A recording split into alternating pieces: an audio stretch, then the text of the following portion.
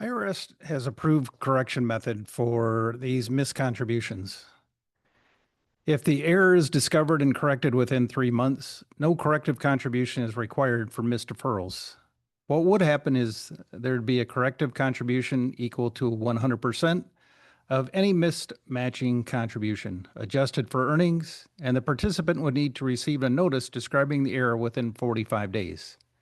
If it occurs within 3 months, they can self-correct, put the money in, the employer would have to add interest earned, which typically would be calculated by the record keeper, and you'd need to give them a notice that this error occurred and was fixed within 45 days.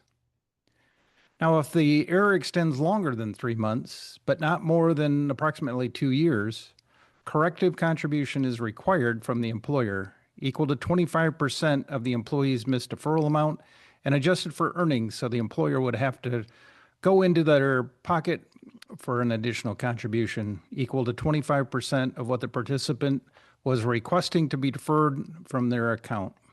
And the employer would also have to make good on the lost earnings on that entire amount, not just the 25%.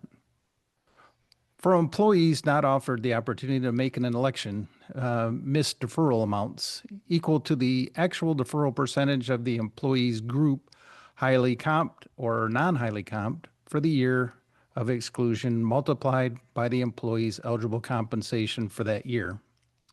So if there's a non-highly compensated employee and the average deferral percentage for that year of non-highly comped was 4%, then the employer would have to put in the 4% in addition to the missed earnings on behalf of the employee.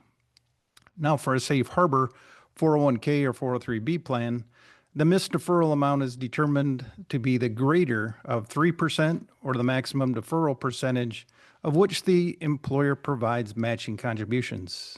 That is at least as favorable as 100% of the elective deferral made by the employee. For a safe harbor plan, there's no testing, so this is the way the calculation is to be done. In lieu of that average deferral percentage for that group, highly comped or non-highly comped for an employee who made an affirmative election, the missed deferral amount equals the percentage elected multiplied by the employee's eligible compensation. So what was he going to put in? He or she was going to put in 5%. Well, that becomes the correction amount for the employer has to put in, which is the 5%. The corrective contribution must be 100% vested and subject to the same distribution restrictions as regular elective deferrals. The corrective contribution has to be 100% of any missed matching contribution adjusted for earnings. So the matching contribution has to be paid for by the employer as well. He would have made that matching contribution had they not missed that deferral. The participant is to receive a notice in writing describing the error within 45 days of the deferral contributions being made. If the error extends beyond the approximate 2-year period, the amount of the corrective contribution doubles from the 25% calculation to 50% of the employee's missed deferral amount.